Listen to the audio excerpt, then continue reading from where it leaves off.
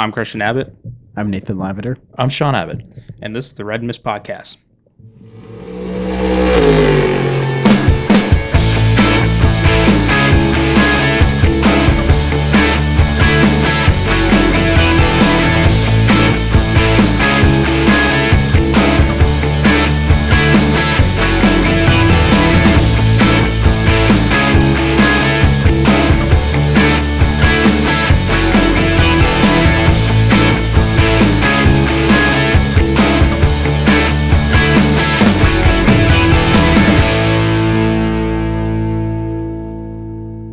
Hello, welcome to episode 25 of the Red Mist Podcast.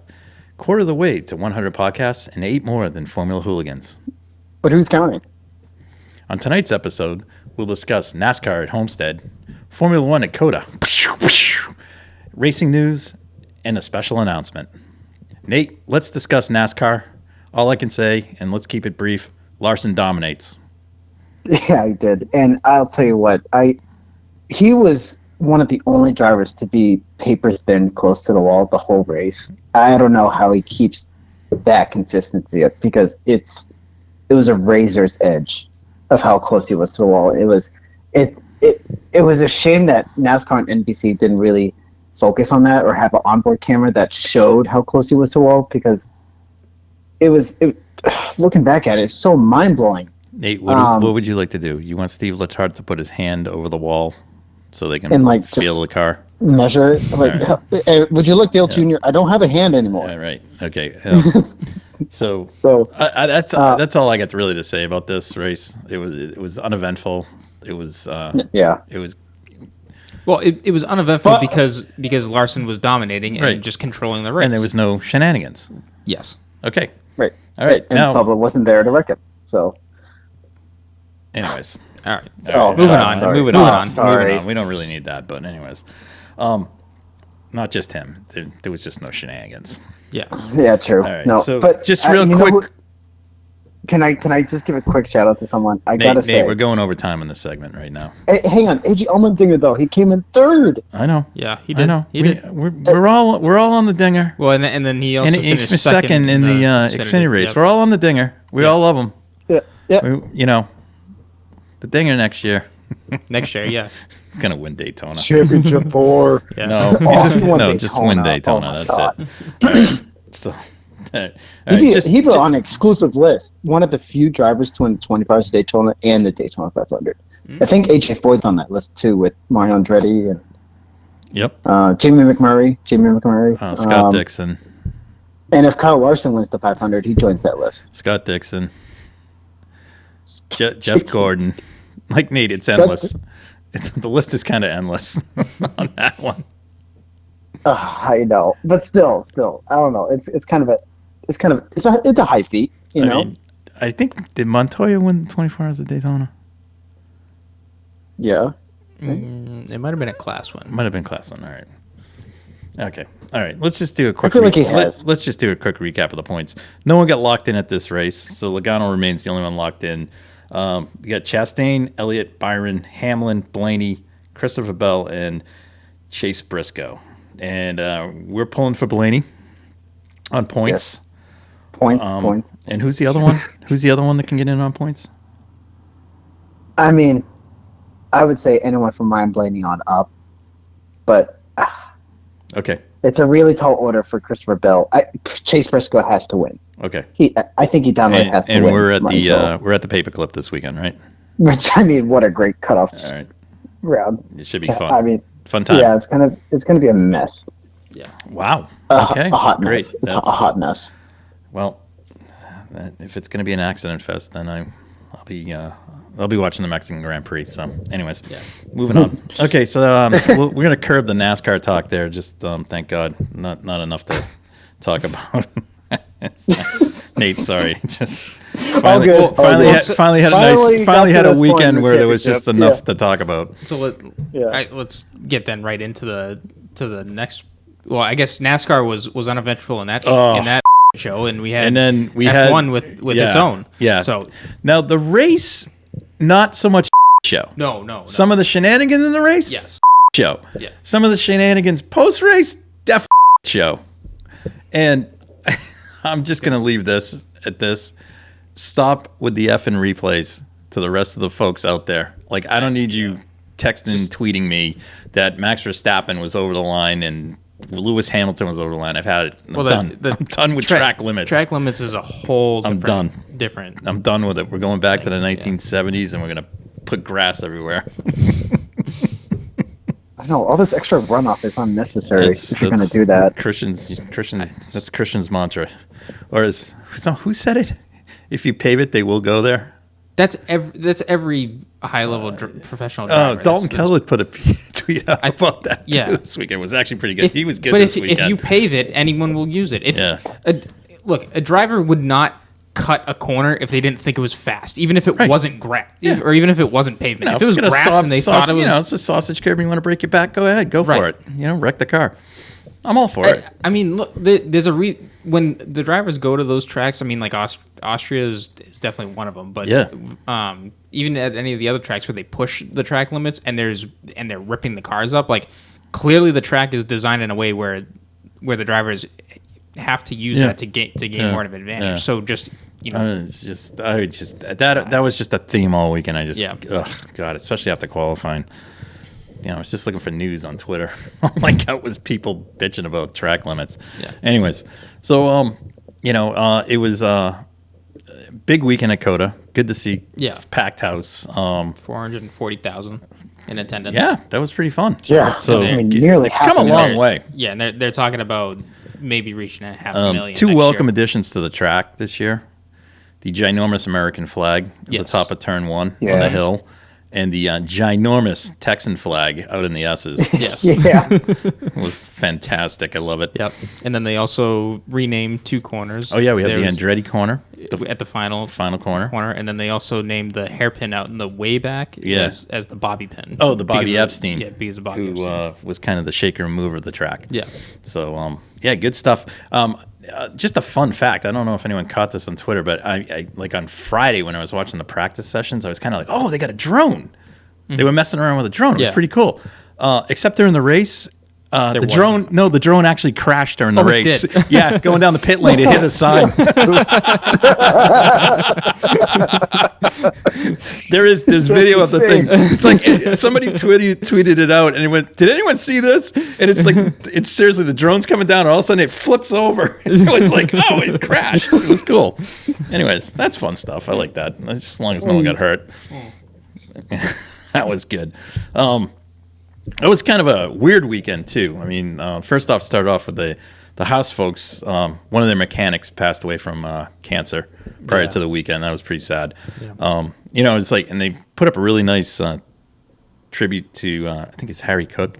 That was his name. And really cool. It was nice. They had helmets and helmet that was signed by everybody and things like that. They did a good job. Nice. And they put up a picture and a sign. So that was cool. And then Saturday night, or Saturday post-qualifying? Yeah, post-qualifying. Yeah. Dietrich Mateschitz, the co-founder of Red Bull. Yeah. And obviously the driver behind, well, I don't want to say driver, but the,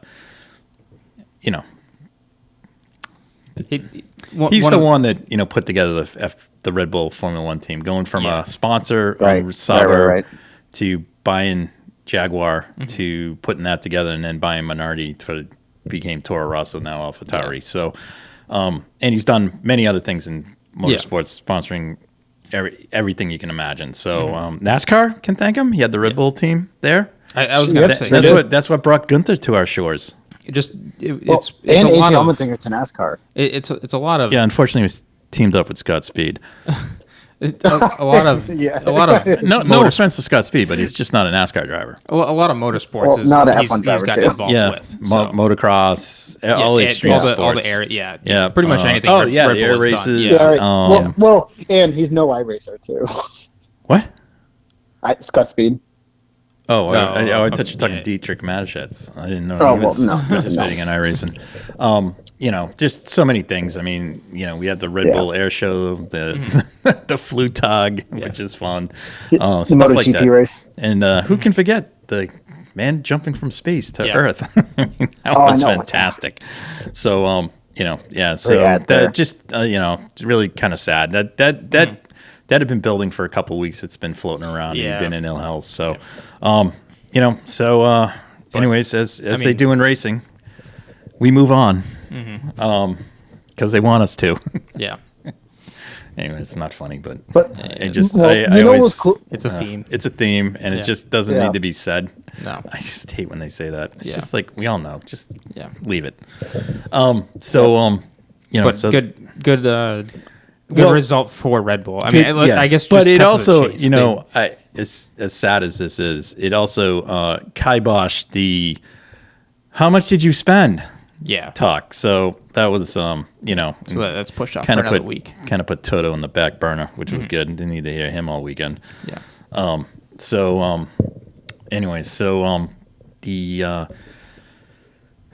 qualifying. Oh, hold on.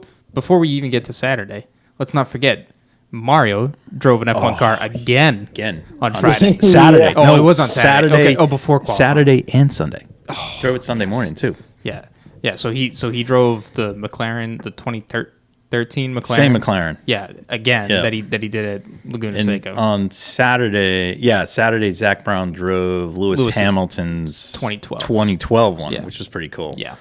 So it was awesome. Good to see. And again, not slow. No, and Martin Brundle was horrified that he was going that fast, which was awesome. And you could tell everyone, like, he was hitting the gears at the right times and shifting when he needed to. I'll be honest with you.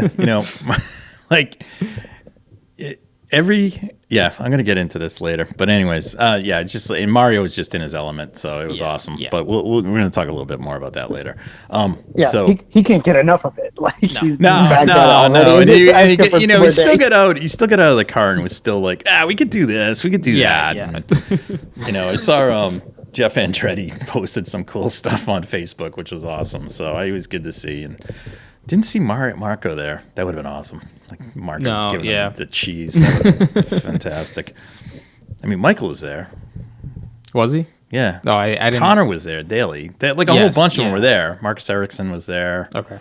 But usually if Rossi's there and Hinch is there, because Hinch was broadcasting, we'll get to Hinch in a second. Yeah. Daly kind of like he's the last of the Three Stooges there. Right. But sometimes Marco comes, so I was kind of like, I wish Marco was there. Yeah. Would have been fun. Yeah. Anyways, that was cool. Starting off the weekend, very refreshing to welcome James Hinchcliffe to the F1 TV booth. Yes. Both for pre-race, post-race, and color commentary during the race. Mm-hmm. He did it well because they the way they do it, they have two hosts back in London, and they have one person here, and a lot of it has to do with just the travel and the COVID situation, and like just making sure that they send X number of people and things like that. So Will was the pit reporter, which was good because it's what he used to do on Speed TV, which was good. That was a good flashback. He did good. So and then so that was a lot of fun. It was awesome having Hinch there. He gave some really good insight. And he played really well off Sam Collins. It was awesome. Mm-hmm. The two of them were really funny. Yeah. So I got another thing with Sam Collins. The best technical description for a layperson ever about something. I'll bring that up. So that was just a welcome addition. And the good thing is we get more Hinch in Mexico. Yes. We're very excited about that. I think he's in Abu Dhabi as well. Is he? I thought there was another one involved. Right. So I wonder if this is like him auditioning because ESPN announced, like, I'm still confused by the whole ESPN thing. Like, are they going to do their own pre-race show and post-race show? I don't know. I mean, I just would wish they would just do everything. We're not subjugated to Sky F1. Right. So who do you bring in to make that broadcasting team? Hinch would be one. Yes. I think so. Not Lee Diffie. Nothing against Lee, but no Lee Diffie. Do you try to get Varsha? I would like Bob only because I like Bob's voice and he has a great way of announcing the race. Yeah. Well, I mean, look, if you're going to go that route, you got to get David Hobbs and Steve Hatchett back. But I think Hobbs and Matchett would be good. Matchett. Well, Matchett in the booth. I don't know. Like David's getting up there. Yeah. Nothing against David, but post as in a pre or post race show, he'd be very good, like studio type. Yes. He's good. I like Dave. But that's the thing.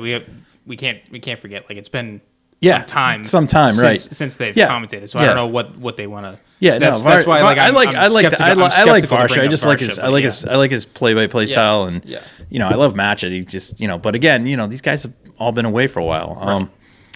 I would bring Paul Tracy in. Ooh, I like Tracy. I like that. I like Paul Tracy. Some people don't like Paul Tracy, but I like Paul Tracy.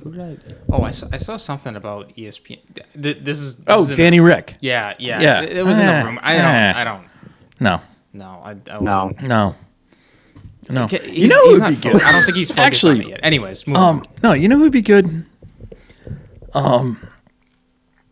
He was on with Hinch during the second half of the Petite Le Mans, the play-by-play guy. Who is that? He used to do some. He used to do. It's not Rick Allen. Trust me. I wasn't gonna guess Rick Allen. Anyways, somebody look that up. But he's really good. He does Steve Letarte? No, Jesus God. Great. We'll have Steve Letarte on the pit box.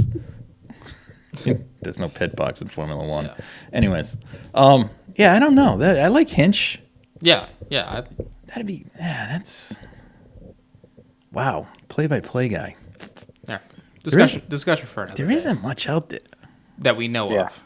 I mean, the only other person I know that does is like Ryan Marine, who does the PWC GT races, and he's good. I like him. I like Ryan, but I don't know if he. Can we put Calvin Fish in the booth? I like Calvin. Calvin would be good. I wouldn't mind him.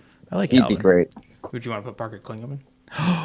Yes. Yeah. He could be the pit lane reporter. I mentioned this last week. Yeah. He could be pit lane reporter and host. Yeah. That'd be good. He could be. Yeah. See, that's good. Now we just need a play-by-play person.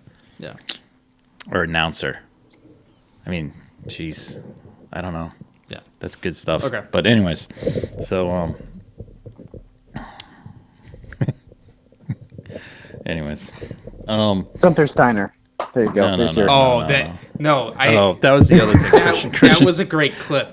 That was all weekend. That turned into all weekend. Yeah. But during practice, I think it was P2. They cut to two fans with in the grandstands. In the grandstand, of all places. with Gunther t-shirts on, and then they cut to Gunther right after, and he's just sitting there laughing and chuckling. Yeah. Then the best thing was but the best thing was the next day. It was Fred Vasseur, and Franz Tost. Now they're all like the three of them are all good friends.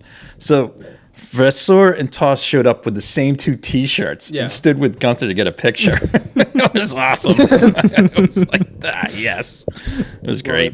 Anyways, fucking legends. So the weekend started off good. I mean, Ferrari was quick. No surprise there. In P1? No, P1. Does Carlos led P1? FP1. Yeah, because that was the session. Oh, and then we had 5 practice drivers out there. Yes. One of whom definitely will not be in Formula One next year. Yeah. That is Antonio Giovinazzi, who lasted 3 friggin' laps. And he'll probably claim that he's going to claim that he got the car out of the fence, but after he burned the clutch out. Yeah. That was good. Oh. Jesus, I know. Magnussen must have just sat there and went, what the F? Anyways, but everybody else did a great job. Polo was good. I think I'll credit. He was probably the star of them. I'll credit that. I think that came from track knowledge. Yeah. So that was definitely good to see. Schwartzman did no harm. He didn't bend the Ferrari, so that was good. Nope. Who was in the AlphaTauri? I'm sorry, the Alpine. Oh, Théo Pourchaire. Oh, no, he was in the Alpha. No, he was in the Alpha. He was in the Alpha. He did a good job. Yep. Nothing spectacular there. And Logan Sargent drove. So good stuff there. Big news coming out of is it news yet? I mean, seriously. No, it is. Like, this is like it is. But potentially, because this could be also the kiss of death. Right. No. So he's assuming he gets 7th or higher, this weekend, in 3 weeks or 4 weeks, 5 weeks, 6 weeks in Abu Dhabi, which is the final GP2 race. Definitely. He will get the requisite super license points, and then will be offered a drive with Williams for next season. But that's if. Yes. If. Yeah. Yes. And but isn't there like additional points you can get if you get like pole or something, like where you don't have? I don't know what the point structure is, but I feel like there's like I think there's enough. I think if he finishes 8th and he say he got a pole, I think he still gets binned out. I don't think I don't think it's. But like he has to perform. He has to perform. So like my whole thing is, why put it out there right now? I know. Just wait. I know. And if he makes it, granted, it will probably get a lot of people watching F2. Yeah, but who's like, what happens if he doesn't? Tifi's back. No. I mean, then they're back to. They probably have someone lined up. Probably do. You're right. So, what, just as a backup? Yes. Yeah. I mean, at that point, it's probably Nico Hulkenberg, right? Like, probably. Who else would it be? That's still claiming that he's at Haas. At Haas. Now things changed. Things changed at Haas over the weekend. Yeah. Because they announced a primary sponsor, a U.S.-based, non-potash Russian company called MoneyGram. And MoneyGram is, basically said, at some point we would like an American driver in the car. So right.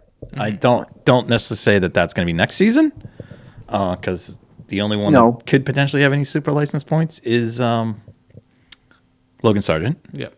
Although I think retroactively Mario could qualify. Yeah, right. Imagine that. Yeah. That would be fun. So like if we're looking at like, was it like a silver or bronze license in like IMSA or something? Yeah. Well, now that they're two best buds, K-Mag and Vettel. Yeah. Yeah, that was a great last lap by those two. Anyways, well, I do have something to add about Sebastian Vettel. Well, he was setting up that last lap pass. That's great race analysis. We haven't got there yet, Nate. Oh, okay, all right. I'll get to it in a second. Hey, listen, my boy Sebastian Vettel. We're working through the weekend. Very slowly. Let's speed this up. Let's speed it up. No. So, anyway, I think that was that's all the news that sort of broke during that. And then FP2 was the Extendo Pirelli tire test. Yep. It was kind of a wash of a session. That was kind of a wash of a session. Fine, just put more track rubber down. That's all it did. So I can't really. Leclerc was quickest, but he got to run soft tires because he didn't run the first session. Yes. So fair enough to him, and all good news there. Yeah. And no one binned the car, so that was good. But then we had a rash of engine changes and stuff as overnight that a couple of teams had announced previously, and some of the teams it sort of cropped up, and then we went to FP3. Same thing there. Again, was that Max? Max went fast there. And then, again, a couple more penalties came up. And then we go to qualifying, and what a good run. Good fun time. Yeah. Good hour. So, Carlos definitely deserved pole. He was quick throughout qualifying. He was quick in P3, FP3. He was quick all weekend. Quick all weekend, sneaky quick. Yes. And Charles finished second. Max was third. Lewis was fourth. Was he fourth? Yes. Yes, he was fourth. And then there was a couple of penalty guys. We had Perez. No. Yeah, Perez and then Russell. Oh, yeah, because Russell moved up to Perez's spot when Perez dropped back. And Leclerc had a 10 place. Yeah, he had 10 places versus Perez, who had 5. Alonso had a 5. Right. And then we got into some more where guys went to the back of the grid, like Yuki and Ocon. Well, Ocon got knocked out in Q1, and so that's that. Pierre Gasly went to the. Did he go to the back too? For something? He took a penalty for something. So kind of mixed the grid up. Yeah. Moved the. Oh well, I got to give props to Aston Martin. Yes. Did a great job in qualifying. Lance. There it is. Thank you. It's been a while. Hashtag Daddy's Cash. Yeah. Why not? There we go. Yeah. Make it rain. Yeah, make it rain. So he qualified 8th and moved up, and then Sebastian was inside the top 10, right? Or was he just on the fringe of it? Yeah, he was in the top 10. He was. I think Seb got in, and I don't think No, Lance did. Both Lance did. Lance had he was on merit. He too. had a really good qualifying. It was on merit too. Yeah. So Albon started qualifying. Yeah? Because I think he got to 3, right? Well, yeah, he ended up qualifying 8th. Yeah, I was gonna hold on. I remember 8 of the 10 teams made it to Q3. Yeah, it was crazy. I And that was before all the penalties and stuff. So that was good news. Yeah. So that was good. And then the news broke about Dietrich Mateschitz passing away. So that was unfortunate. And then we moved to race day.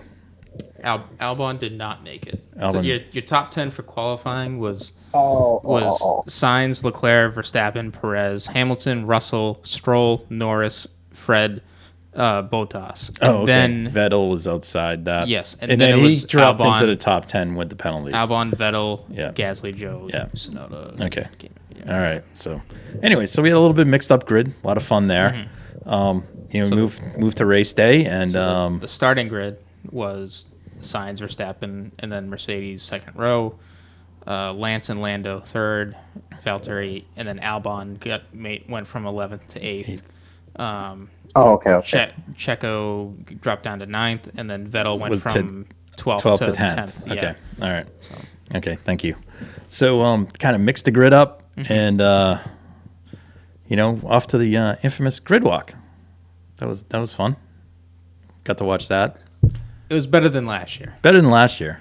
and it's better than Miami. Better than Miami. Still way too many celebrities at this thing. Yeah, There's no need. Enough of the pandering. Yeah, enough of the pandering. And also F1 production. Stop with the fans cheering with the signs that they give to them. It's so fake. It's not even funny. Okay, you know what? That's what you get. That's what you get for watching the F1 pre-race show. I know, but it's also what happens when you get pink hats that show up because of Netflix. It's true. It's true. It's true. It's true. It's true. Yeah. But so we I'll had still watch it. So we had the star of the weekend, who wasn't driving, Brad Pitt, who seemed to be in everybody's pit stall, pit box, pit garage. Yeah. Every Photoshop, everything. Decided that he's going to give the Heisman to Martin Brundle. Yep. And this guy is making a movie about Formula One, I believe, in cahoots with Lewis. Yes. Yeah, it's called Driven 2, right? Hashtag Driven 2. Yeah. I think it's the best that's Stallone. Credit Townsend Bell for that one. Yeah. That was good. Search that tweet. That was a Yeah. beauty. Yeah. Brad decides that, he's above it all. And, so that of course sent Twitter into full rage. So that was kind of fun. I'm just like, again, this is what happens when you get these people, they no clue. It's like, if you're going to have this guy there, you put an F1 media guy with him, and you're going to talk to him. This is what's going to happen, and it was embarrassing. It really was. I felt bad. Yeah. So anyways, can you edit out the girl? 37 mark. Yeah. Sorry, edit that out too. I'm already up to like 10 bleeps or something like that. F1 media person. Sorry, we'll try and keep that down. episode. Hopefully, we won't get any more after this. F1 media, an F1 media person, I think was what we want. Or just blurt that whole thing out. That's fine. Anyways, we look at the grid. Interesting tire choices in terms of strategy and stuff. I thought Mostly mediums. A couple hards in the rear. The houses both went hards in that, and in the immortal words of David Croft, Lights out, and away we go. And away we go. And Max looked like he got shot out of Elon Musk rocket. I mean, it was like, wow.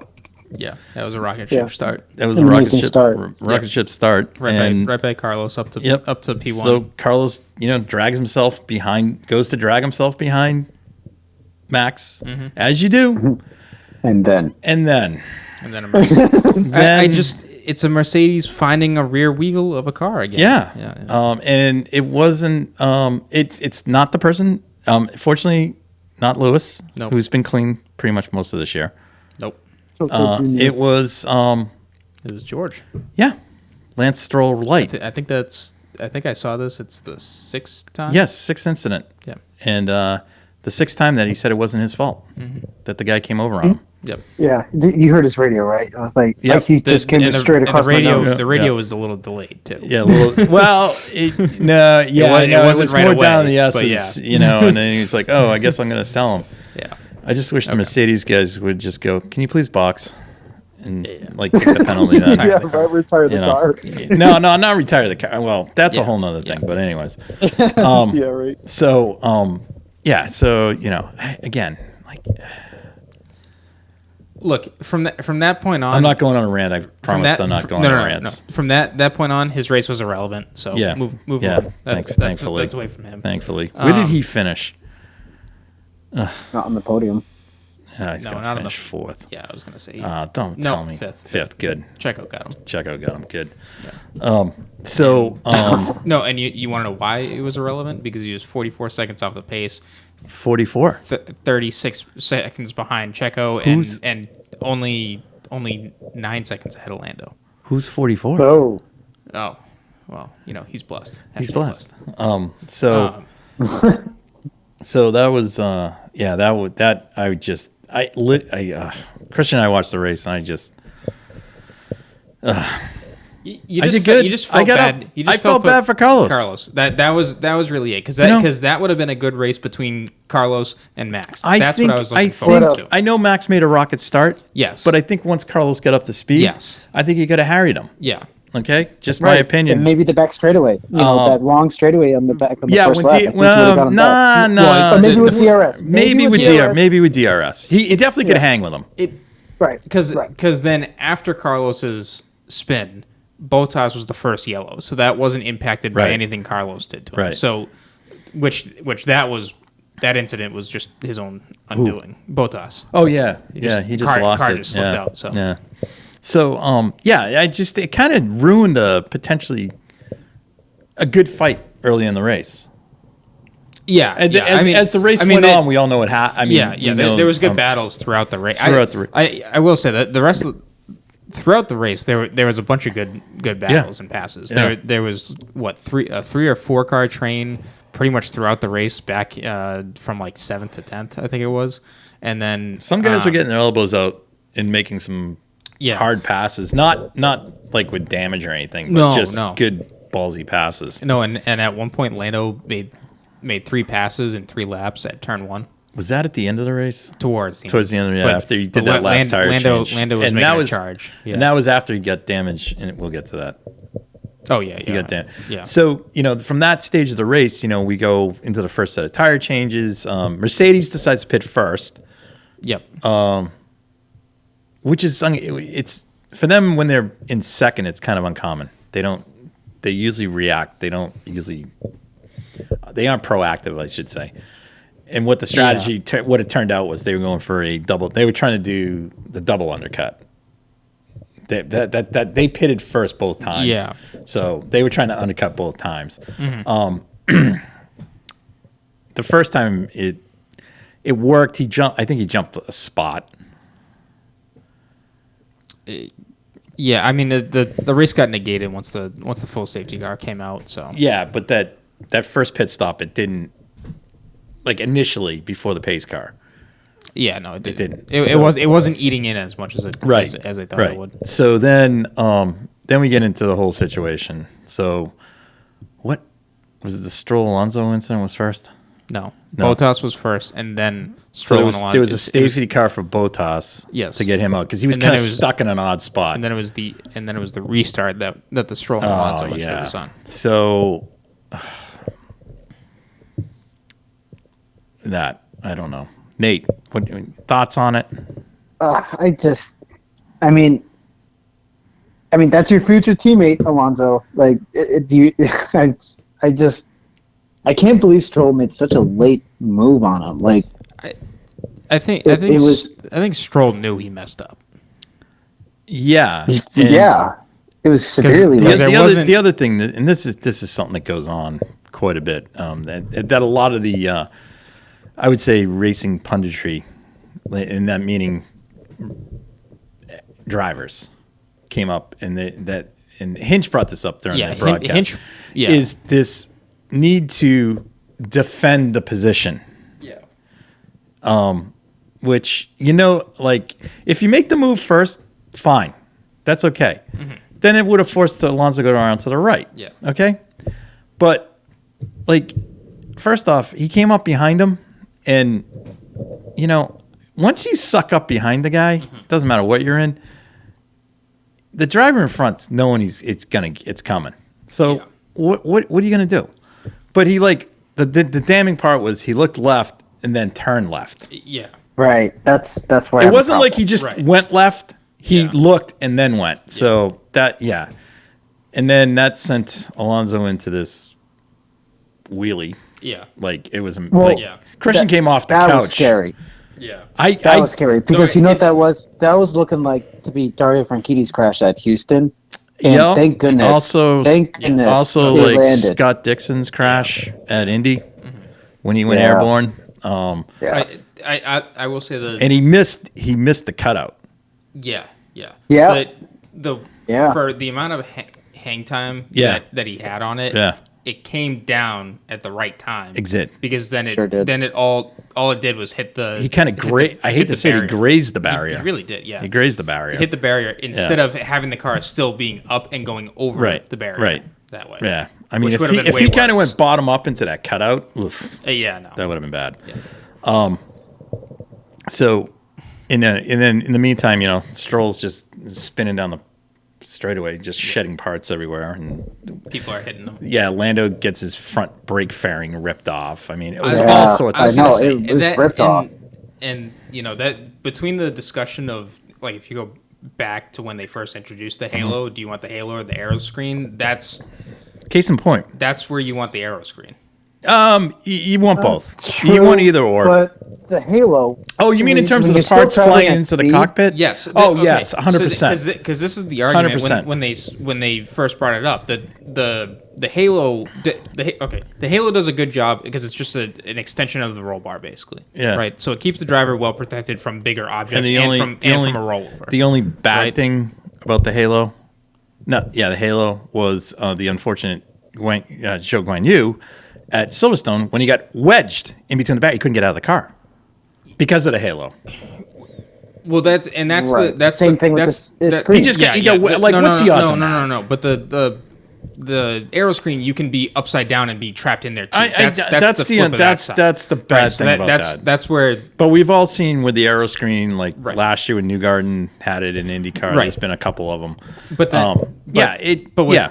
with Joe's incident, that was also the impact crushed the roll bar too, right? Because it was a force they didn't account for, and then the car just went skidding along. Well, but that was a much heavier impact than what. So overall, the safety devices work. Case in point, there could be you're right. My point is stuff going into the cockpit of the car. Yeah, because it wouldn't. This incident right here just reinforces that the Halo wouldn't save, say, Felipe Massa back in Hungary with the spring. Right.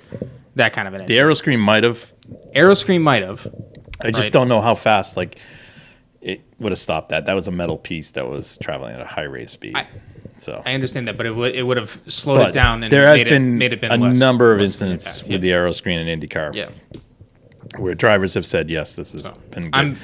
The more and more I look on the safety aspect of it, I would just say go full cockpit or full cover in the cockpit, and just because it's you just end the conversation. Right the only drawback to that is, and everyone knows this, is this heat aspect, and you get trapped. Yeah. Well, no, the heat aspect when they're racing. Yeah, because so, and I don't know that would be a whole issue, and the aero screen I think does weigh more. Okay, but let's put it this way. Le Mans prototypes have been closed cockpit. I understand that, so but that's I know, but you can engineer it to do it. I know, but then it's like that's not form. They're gonna say it's not open cockpit racing. I get the argument. I get it. I get it. I'm with you. Wheel? Huh? Isn't the idea almost open wheel? Right. I mean, you could have like something covering the driver, but it's still open wheel racing. Yeah, they like to see the driver. That's the whole friggin' thing with it. I mean, me too. You know what? It's just a conversation. Off-season conversation. Good off-season conversation. Let's Anyways, moving on. So, Stroll and Alonso have their accident, and we move on. Move on. Alonso comes in, pits, gets the car somehow patched up, and goes. Which then gets into a whole nother and then we have the Red Bull pit stop. Yeah, Lewis pits forever. Yeah, Lewis pits, and then this is after the restart. Lewis pits. Bono gets to say it's hammer time. Yeah, that was cute. Then then Red Bull pits, and the front gun guy goes to sleep. No, I think the gun got jammed probably. You think?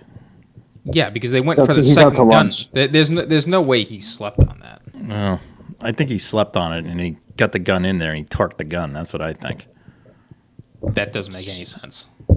It does with those guns. You can offset those guns and they can screw them up. That bad? I'm sorry. So when you put the gun into the wheel, if you don't put it directly into the wheel and it doesn't make a direct connection, correct. And when you spark it like that, it's sparked. That means it's not. You didn't make solid contact with the locking nut. Correct. That's what I'm saying. The guy fell asleep. It's his job to make sure that locks. That's what I'm saying. I think he tried to put it in quicker. He was trying to do a quicker stop, and he was way too soon. Okay. Gotcha. And then he torqued the gun, and the gun, was, and then it locked itself, and then they had to get the other gun. Okay. So that's just my opinion on that. Right. And I think the reason it locks itself is to avoid the Bottas incident where the gun locked onto the wheel. I think that's what they were trying to avoid there. Okay. So then, which is still Tom Holland's fault at Monaco. You're reaching. Do you remember that? You're reaching. I know. Tom Holland. He's the kid who played Spider-Man. Oh, okay. Sorry, I missed it. I'm old. Anyways, so we come out. Lewis got the it's got the lead. It's got pace. Charles. Hold on. Vettel comes out into the lead. Yeah, Vettel comes out. Vettel comes out. He leads one. You know what? He led one lap. Two. Oh, 2 laps. You know what those 2 laps did? That, Sean. Yeah. You know what happened after when he pitted? So the lap after that last lap he pitted. You know what lap how many laps he's led? Over 3,500. 3,500 exactly. Yeah. Pretty cool. So so he leads and then Lewis, sprints ahead. So Lewis got a pretty good gap. 8 seconds. 8 seconds. Yeah. 10 and then seconds, Charles pipped Max because of the stop. So Yeah. I mean, that's just the way it goes. Max and Charles have a great dice. Yeah. And then Max just puts on the mother of all braking, going in down the back straight, and go into turn 1 first. Turn to 1, but then Charles fought back. Yes, but this is where I don't. Because we both said that he didn't expect that. I don't think Charles expected that. He didn't expect it, and I don't think Max was hoping to pull it off. But what it closed the gap. Right. For then the back straight. When they went down the back straight, and then Max really he got on the binders. He was close enough classic in the DRS. It was a classic outbreaking maneuver. And I think Charles tried to fight it because we both commented that the Ferrari got a little loose. And then, so Max was... at that point, a little bit of fight back from Charles on the inner loop there, but Max separated and got that one. Once he got the 1 second there, then it was okay. Is he going to start cutting the distance? Yeah. Then it was hammer time. His hammer time, not Lewis's hammer time. Because at that point, I think Max played the Uno reverse card. I think it's my hammer time. I think at that point, that's when I think Lewis's tires started to go over the cliff because. He had kind of. No, I think Max just extracted more pace out of it. He did, but I also think that, and people didn't draw on this, was actually the little battle with Sebastian that Hamilton was involved in. Right. He wasn't that held up. He was chasing them down, so he had to use the tires up. Sorry, one lap he did get slowed up. So he had to use, again, he's using the tires up. The other but then the argument is Lewis had hards on and Max had mediums on. I agree, but I also think that the Red Bull is more compliant on the tires.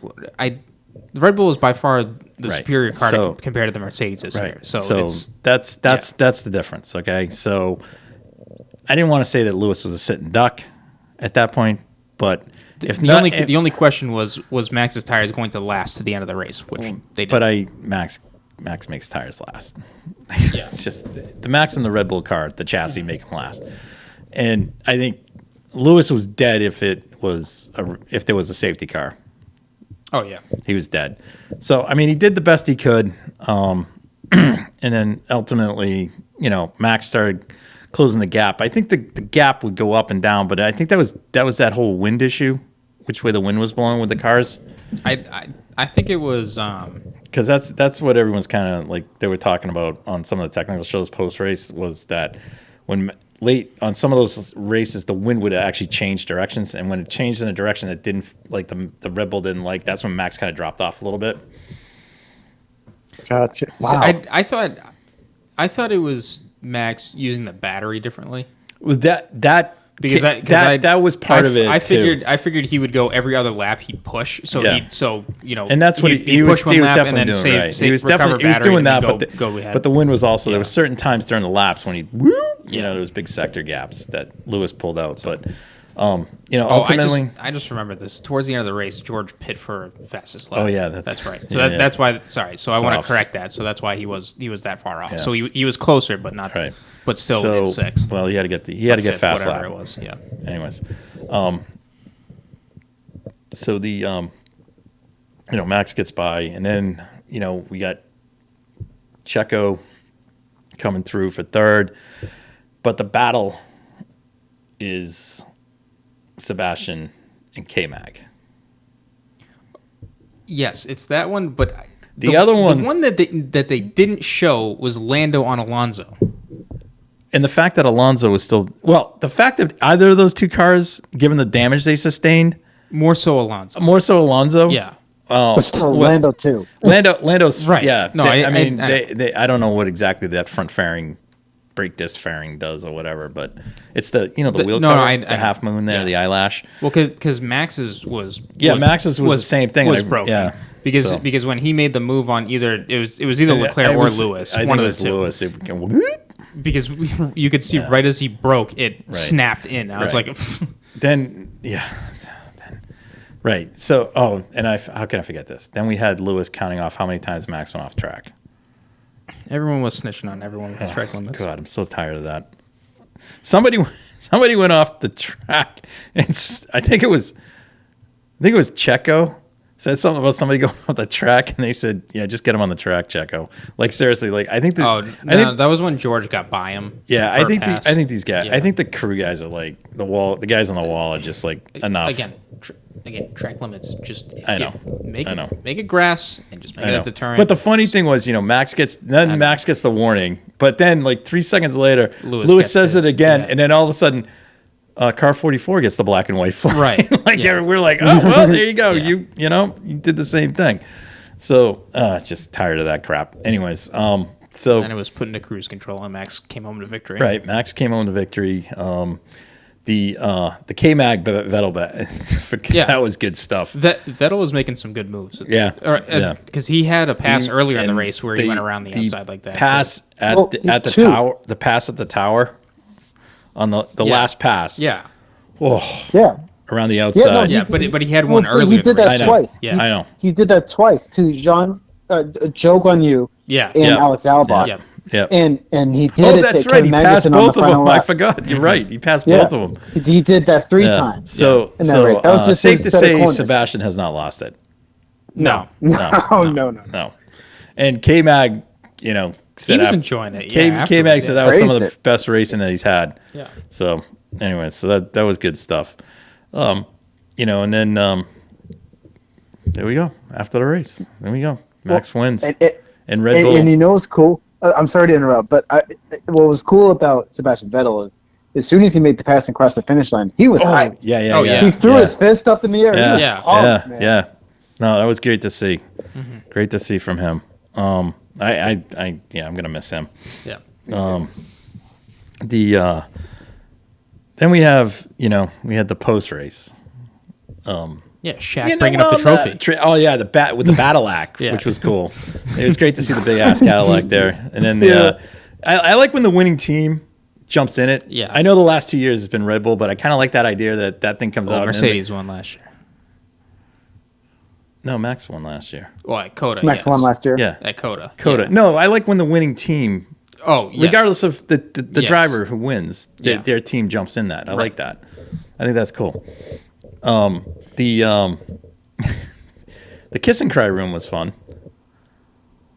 Yeah, I mean, you couldn't really hear them too. Oh no, there was a good one. There were good ones. There was a good one. So it was Lewis and Charles, and sorry, Checo, because not because all I can remember is Checo sitting in the Cadillac. Yeah. Lewis and Charles are sitting there, and Lewis is sitting next to the TV, and Charles goes, "What happened to Carlos?" And then Lewis goes, "George took him out." It was kind of funny. Yeah. That was good. Good on Lewis, though. That was good. Yeah, he took him out. And then, we had Helmut Marko go up there to accept the trophy. Mm-hmm. So I think that was more so for constructor, but also I think, as a close friend of Dietrich Mateschitz. Yeah. So good there. And then we had the post-race shenanigans with Haas appealing. Oh, yeah, Haas and Alpine. And then, so Fred gets deemed after the race, that, nope, your car's illegal.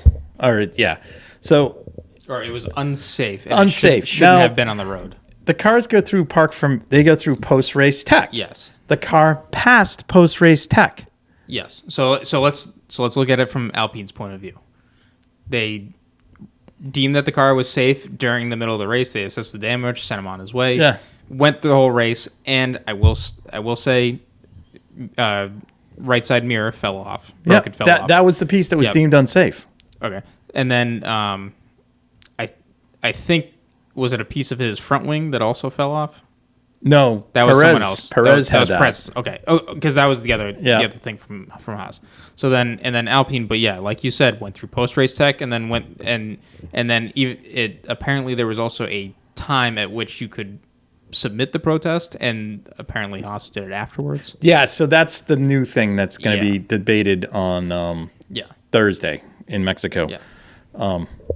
Hopefully Checo's dad will be presiding over that. But from Haas's point of view, that race was from Haas's point of view, that race was incredibly unsafe, and why would the FIA let all those cars run the way that they did? I mean, so, Checo's the one I get is Checo with the wing, and then all of a sudden, whoop, it disappears. Right. The whole thing was they were lucky it went off to the side. Yes. And, so... For Checo. But for Alonso, that mirror was in the middle of the track. I understand that. It was off the racing line. My problem with it is this. The car went through post-race tech and passed. I'm not... The car went through post-race tech. It never. That's a fact. It went through post-race tech and passed. I don't think Alpine should be penalized because the FIA had to switch their minds at the end of the race. That's my thing. Yes. I said once the car goes through post-race tech, it's done. Yeah. Okay. Got it. But also, what you're looking at for Haas is they're in a very close position. This is Haas. I understand that, and they need extra points. Right. And 2 versus 4 is the difference. And right now, it's 2 points to the good for Haas over AlphaTauri. Well, here's the thing. So their complaint is the other races where Magnussen's wing was hanging off. Now I'm frustrated by that because first off, a lot of it had to do with Magnussen being way too aggressive. That's just my opinion. So that's driver. Do I think that constitute a dangerous situation? Because honestly, I think the situation is this: if it happens and you haven't pitted yet, the message should be you will change the front wing when you pit. Because at this point, that self-penalizes and leave it at that. And the message from the race control is you need to change the wing. Yeah. That's it. Change the front wing. Let it go. The argument here is that the FIA is inconsistent. Very inconsistent. Yeah. I will say, however, the one good thing we did see this weekend was during the one of the safety cars, they did release a message saying that there was a safety vehicle. Oh yeah. So they changed. They're getting better on that. That's from the Japanese Grand Prix. Yeah. So that was a good addition to see that. So that was good news. Because you can't just rant. A lot of that shenanigans going on and stuff like that. Well, so did you see Jordan Taylor's Instagram post where he's like, if he gets this crumpled up piece of paper in, he'll understand the FIA's ruling or something. Yeah. And then the trash can's down anyway. Yeah. So there was that cracked me up. Yeah, that was good. There was another one too that Jordan put out there. I can't remember. It was pretty poignant. Somebody put something out and he goes, "That's kind of a bad take." I forget what it was. Who? I forget. I don't know. Jordan responded. It was on Twitter, and Jordan responded, "That's kind of a bad take." And he goes, "Is this really you?" And it was somebody that he knew. And then I forget who it was. Anyways, okay. It was just Nate just kind of reminded me. I should have just let it go. But anyways, so we move on to Mexico. I'm gonna go Perez. Yep. Carlos Verstappen, and I will pick Fred as my dark horse. God, see, that was exactly what I had, but I had Albon as my dark horse. Will the Williams be good there? It's a long straightaway, and I guess that's why I'm picking Alonso. Yeah. All right. Yeah, I figured if it's going to be plus this is probably the closest thing to Monza. You took Checo. I had exactly what you had. Okay, Nate, what says you? I'm really scared to pick Checo. I don't want to. But you know what's going to happen. It's coming. It's going to happen. It's going to happen. He's getting the tap. Okay, Nate, let me put it this way. Last week, I thought we did the kiss of death with Max winning the race because we all picked him. Hey, true. That's right. So if you want some data, my whole thing was I thought Max was going to try and win it so they win the championship. That's fine. So then now, now everything's sealed and deal. So they can do whatever they want. Well, you know what's exciting about this? This is the first race where all of that's figured out, and now all the drivers are just knives out. Right. I think it's the only one that's not going to be knives out is Max. I was going to say he's just going to bring it to the line. Max might actually want to start last. Yeah, right. Just follow K-Mac through the field. I'll just come up through the field. Didn't he do that there? 1 year. Didn't he? Yes, because he penalized himself in qualifying by saying he saw the yellow. You did slow down. right. And he went, and then he came through. Did he win the race? I can't remember. Anyways. No. Well, he finished second, I think. I still have a problem with 1 year where it was you know how on the start of the race, Lewis Hamilton went through turn one to the grass and he wasn't penalized. And then when Max Verstappen does it, I know he gets penalized. I know. Then Vettel gets penalized, and then Ricciardo gets third. Right. Hang on, I just had to bring that. That's fine. That's all good. Fair point. All good. All right. But hey, FIA will be the Mafia. I mean, FIA. So you're picking? You got Checo winning. Checo. Yeah, you already know. Yeah, right. Checo winning. Who's second? Okay. Carlos. I can see Ferrari going second, third. I can see that happening. I think something's going to happen with Charles Leclerc. Oh, do you? Yeah. Because you know, and you know who's my what? Tell me. No. Oh, you finish. Wait a minute. Finish. No. Hold on. You mean is this the week George takes Charles up? Oh my god. Yeah. Or is this the week that Oh no! I'll save that. Sorry. Is this I the just week thought about that? something? All right. Is this the week that George hits Lewis by accident? Okay, I was just gonna say that, but I was gonna save that for Brazil because if he does it in Brazil, then right in Lewis front is of gonna be Brazil. ripped. Yeah. because my okay, I think that's the one track I think Lewis can win at. yes, Yeah. I was just gonna. We're jumping way ahead. Well, but I would say Lewis honestly, would win I think it. there's 2 Well, tracks. there's 3 races left. So, There's 2 tracks that he can win at, and I think one is. I thought one was this weekend. Yeah, I wouldn't have been surprised if he won. Yeah. And secondly, I think Brazil. Yeah. But that'd be first turn. He just wipes him out. That'd be hilarious. Then he blames. He just came across me, man. Yeah. All right. Okay, All snitch. right, so Nate, you got Checo, Leclerc, and who's the dark horse? Lando. Okay. Lando's got a. Lando's. He was best of the rest at Austin, and I think he's gonna show up. Okay. Maybe get something better. Good. I'd love to see him on the podium. All right. Who's your third place? No, he's got third. He's got Checo. Leclerc. No, it was Max. He's got the same as us. Checo signs Max, but his dark horse is Lando. Yeah. Okay. All right. So everyone's gone for the same picks. Okay. Yeah, that's the kiss of death. Okay. Yeah, that's real kiss. Yeah, look at us. You know what's going to happen? You know, it's going to be Checo, Max, Yeah, Carlos. Yeah. So anyways, it'll be a Red Bull 1 too. Anyways, all right. That's So some serious group think. All right, let's move on to some racing news because we got to get to our special announcement. Gosh. So on the racing front, congrats to Porsche and their recently completed 36-hour test at Sebring. Yes. Oh. Woo. I think that was over a 3-day period. It was not a 24-hour slugfest.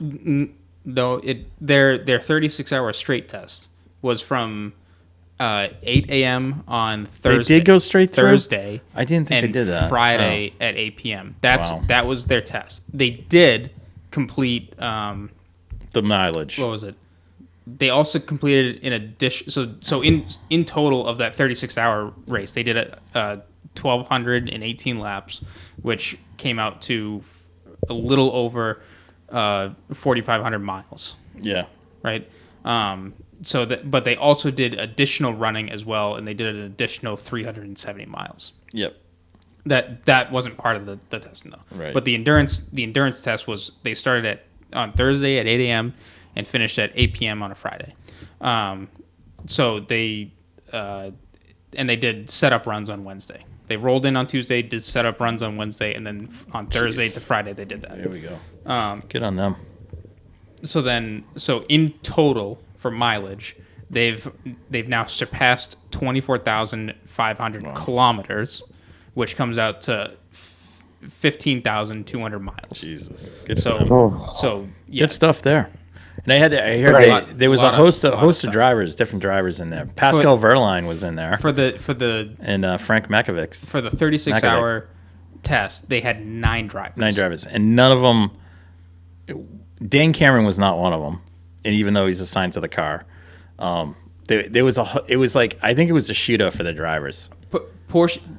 They refused to say who drove. Officially, Porsche did not state the drivers, but they're apparently Pascal Wehrlein, Frank Makovic was one of them, and like you said, and Frank Makovic. But right. yes, Dane Cameron did not take part. Yeah.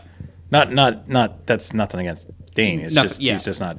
They just weren't using him for that. Yeah. So I think they were using it. I think that's their driver evaluation test. Probably. I think that's what that was.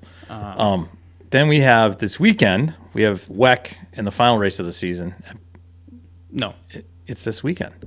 I thought it's November 12th. Is it November 12th? Yeah, because I misspoke about that the other week. I thought it was this weekend. Okay, but you're right. It's not. I'm sorry. It's in November. You're correct. So it's November 12th, and it is also the Ferrari LMH car will be. Yes, debuted. that will be debuted. It will not raced. It will be debuted. No, debuted. They will finally unveil in the. And in the there is pictures of 2 of these LMH beasts running at Fiorano. They just had video of them running at Monza. Oh, were they at Monza too? Yeah. Oh, okay. So they're making the rounds. Yeah, they are. So that's fantastic news. I mean, good stuff there. It's in like black and white scheme. Yeah. Like that funky design. The camouflage, so no one can really do whatever they do. Like, and anyways, which they all can do. But the other car that got unveiled Oh, this week, that officially formally announced yes. is the Auto Franchini. Yes. Yes, a small boutique Italian manufacturer. Yes. And they are going to they want to be homologated for Le Mans. For Le Mans next year. They're going to run in the LMH. So in the hypercar class. Yeah. So this is kind of they're on they're more I guess Glickenhaus would be the best comparison. Glickenhaus and Bicolas. Oh right, yeah. Yeah. Are they still the Van Wall? The Van Wall. I think they have to wait. I think so. They're still fighting that out. I don't know. Anyways, so that leaves just the Lamborghini. Yes. Which we wait for. Does that make it 8 manufacturers for top class? For WEC, yes. For IMSA, not yet for IMSA, because IMSA will not. If you want to bring the hypercar, they want you to wait a year. 2024 is when they want you to bring the hypercars, because they want a year BOP on the LMDH, and then they want to take the LMH stuff. And then so IMSA's kind of taking a little more, I think, conservative approach with the LMH cars. I think they want to make sure if they balance everything when it comes over here, that everything's balanced. So, which is great. Yeah, and the only one that hasn't shown up yet is the Lambo. I can't wait. Yeah, that's can't wait. The BMW sounds great too. Yeah. So they all sound good. The Cadillac is by far my favorite in terms of noise. But and then some more just real quick IMSA news. We have Helio and Simone have been named as the endurance drivers at Shank. Yep. So not shocked there. Yeah. Those not too. Yeah. Hey, you got them in house and they're not slouches. So good for them. That's awesome. On the IndyCar front, we had Mr. Herter signing an extension at Andretti. Great deal for him. Yep. Till 2027. 4-year deal. Till 2027. Yep. And by then he'll be in Formula One with Andretti. Yeah, right. Well, that's the thing with the F1 option. Yeah. If Andretti allows him to. Yeah. They will. Nate, the F1 option is Andretti. Yeah. Yeah, right. Okay. Because it's going to be eventually right with Audi. No, probably Porsche. No. Right. Okay. Audi's buying stuff. I'm really curious to see how this develops, because I mean, it's going to develop into that. What's really starting to kick it into high gear is the passing of Dieter Mateschitz, and whether or not they are going to want to focus on running 2 teams. He was kind of the driving force behind the AlphaTauri team. He kind of had the oversight on that. So, from a business sense, they're just going to try and see if it's really worth their long-term needs. So that's where Andretti comes into play as a potential gateway. Christian and I have kind of what would allow Andretti to have instant gravitas to coming into Formula One, and not the kind of they're getting the Heisman every 5 places. Yeah. And I said to Christian, it's real simple. There's one name out there. Actually, 2 names. One name linked with. They are now linked because they are running their factory team. But if Michael decided to go talk to Roger Penske, Roger S. Penske, and Roger decided to drop a dime to Stuttgart and say, I'm in. Yeah. And they'll go, yeah. Good, we'll give you motors. And then you have Andretti Penske or Penske Andretti Porsche, whatever. If you had Roger on there, Toto would be not. Yeah. I think Toto would be putting his little diapers on. That would. Yeah. So that's I think really that would lead to instant gravitas, not Tim Cook and Apple. No. I don't know if he's trying to put Apple into the motorsports world, but it is wow. And they used to be in the motorsports world back when Steve Jobs and Steve Wozniak ran the company. Yeah, but that was Steve Jobs. That was Steve Jobs.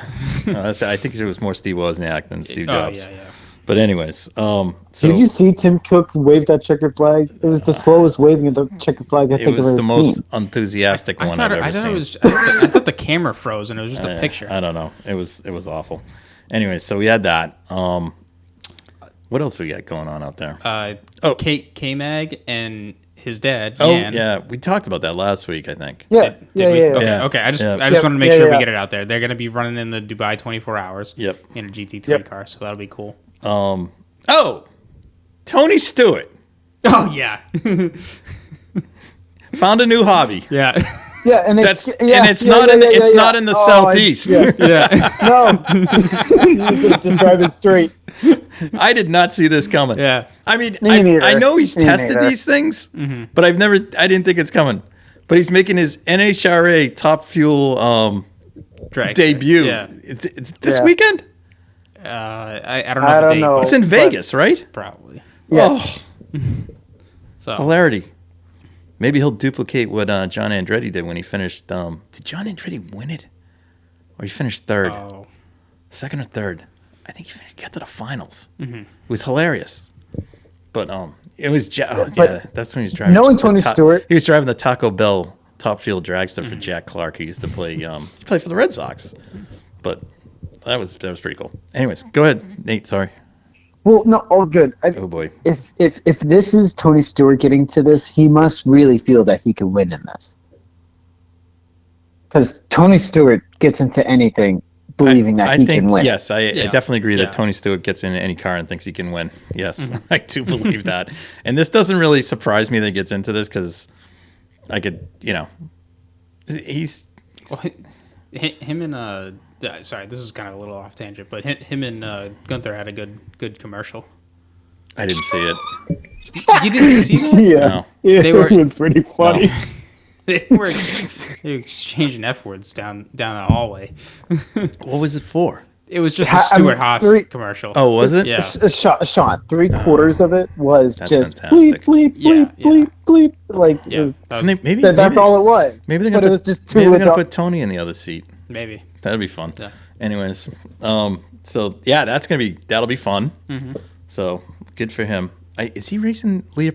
Is his wife's in that class, right? Leah Pruitt. She is in NHRA. Is she top fuel? Is she top fuel dragster or top fuel funny car? No, Matt Hagan's top fuel funny. Leah Pruitt's top fuel dragster. That's right. Oh, Jesus! Imagine if he beats her. Oh, he's a legend of yeah. Motorsport. She is not a slouch behind the wheel. No. She's fast. No. She's in there for a reason. Yeah, because her reaction times are amazingly quick. Jeez. Better than Bottas at what was it? Austria? You know what? I think it was Austria. The drag people are just... Yeah, that's a whole nother thing. Yeah. Those people are just... Oof, God love them. Even the pro stock. Yeah. Which is... Oh, God, I love those cars. Anyways, so... Any other news? Quick shout out to Mike Eastwell. Yes, Formula Ford Festival. Yes, yeah. That was at the British Formula Ford Festival. Yes, and congratulations to Max Esterton from the United States. Max came back from it's GB3. He's running British Formula 3, which is not a no ridiculous class. He came back. He was a Formula Team USA guy. The Team USA guys did a great job. And it was a fun weekend. It was all on YouTube. I watched a lot of it, and I did not see Saturday's races, but Sunday I put on and I was watching the last semifinal, and I'm like, they're going down the list, and they go Mike Eastwell, and I went, what? Yeah. And it was sure enough, it was Mike. Yeah. Returned from the Great Outback and taking pictures, and apparently he's been back in England for a couple months. Yeah. Did a couple of Formula Ford races with the team he's been running with. Went to the festival. Finished second in the semifinal. Won his semifinal. Sorry. Started on the front row and then was taken out. Anyways, but congrats to him. That was awesome. Fun stuff there. Yeah. For anyone, I guess, who's out of the loop, Mike came over to the Northeast and did the F Series in 2016 in a kind or of 17. a radical little concept kart. Yeah. With, and club racing, because we did. Yeah. Christian and I share the same track with them in senior tag. Yeah, and that was when Mike was running. He ran that. Yeah, he was running F forget Series too. I forget what that car was. Pretty cool kart though. The one kart. The one kart. Yeah, it was a pretty cool kart. Yeah. It was pretty cool. He was running for the guy who actually built it. Yeah. And it was really interesting. So Christian and I had a really interesting talk with that guy, as well as I think his name was Sean. I forget Sean, his last name. But it was really good stuff. Interesting kart and everything. So and then Mike was awesome. I think he ended up winning the F Series that year. Did he? Really? If not, he was definitely he was so fast. No, he was quick, but he's great. I know Christian, when we were over in England, London, Christian tried to get together with Mike. Mike, something came up.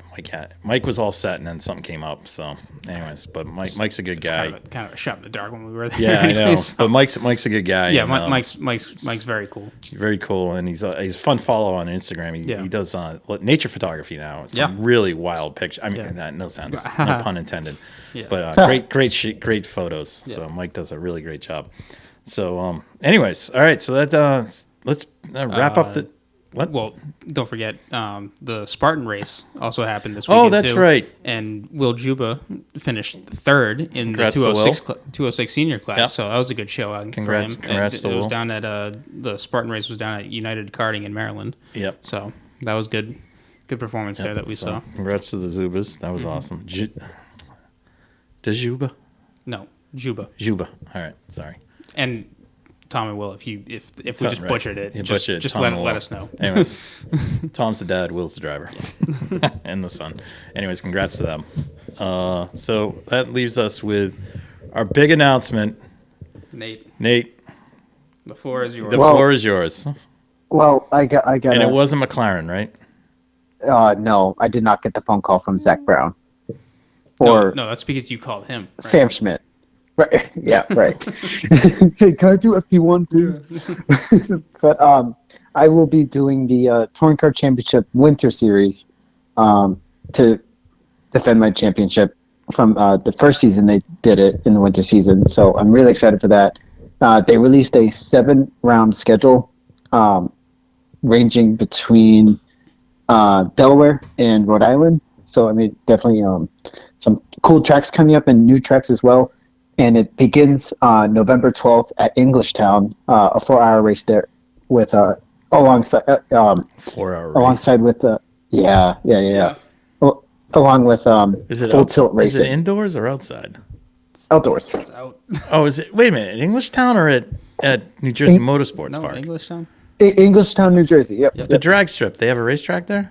Mm-hmm. Oh, cool. I'm not sure. I've never been there. It would be my first time going there. That's where they have the Summer Nationals. NHRA, Englishtown. It's famous. You have to check that out. Yeah, it's right there. Anyways, that's pretty cool. Well, are you teaming up with somebody? Yet to be decided. Gotcha. But, right. So I am doing the full season, but that is the first round anyways. Okay. Well, so I'm excited. And are you, when you say the championship, are you in a specific weight class? They don't. No. Well, when he went to get Sean, so with the first season they did it, there was lightweight and heavyweight. Right. So what's the deal this year? There's no class. Oh, geez. So Jesus. So everyone. Are they balancing weights out?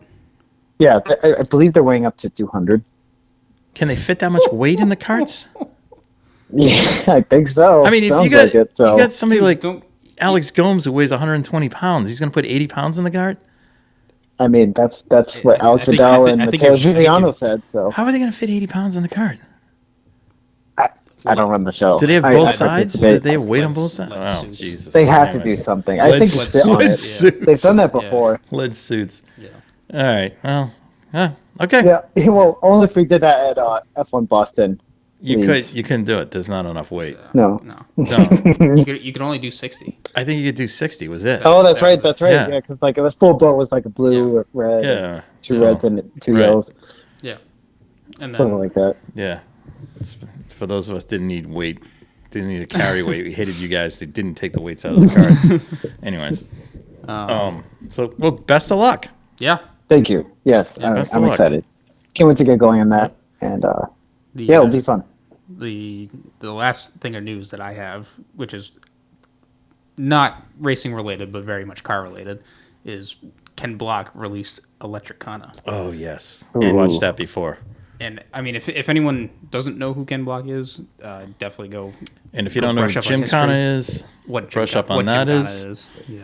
And definitely check out Electricana. Yeah. It was fantastic. There's also a tremendous 40-minute video on the building of the. Yeah. If you go to the what do they call it? The Hoonatron. Yeah, the Hoonatron. The S1 Hoonatron. Yeah, S1 Hoonatron. It's a homage to Audi's Pikes Peak rally car, and then to their racing heritage with the color schemes. And the whole Electricana film has so much history of Audi in it. Just in bits and pieces. They have a special guest former driver who makes an appearance, so it's really cool. Anyways, so check that out. And that's on the Hoonigan YouTube channel. All right, so. good on you there. That's gonna be a fun watch. Yeah. All right. And 9-10 minute video, but all good stuff. Yeah. All right. And on that bombshell, thanks, Nate. We shall wrap up the podcast here, and we'll talk to you next week. And look forward to Mexico. And I thought of this question earlier in the week. Who's got the more contagious smile, Danny Rick or Checo's dad? Checo's dad. Checo's dad. He's gonna make everyone smile in Mexico. That's another thing we didn't mention too. Danny Rick's helmet. Oh yeah. Oh yeah. He had a tube on it. Yeah. Did Jim Paulette sue him yet? Oh, I don't know. Actually, the move would have been to see if they could have gotten Will Ferrell out there. Yeah, because Jim Paulette, who races in HKA, Jim has the Ricky Bobby me theme throughout it on his karting apparel, so it's quite funny. But it was awesome to see that on Danny Rick this weekend as well. Yeah. So, all right. Well, we'll wrap it up there. Mexico and some Martinsville action next weekend, and we'll talk to everyone then. Good night. Thank you guys for listening to the Red Mist Podcast, hosted by Christian Abbott, Sean Abbott, and Nathan Lavin. It's produced by Christian Abbott, and music is by Alex Wart and Harrison Tate.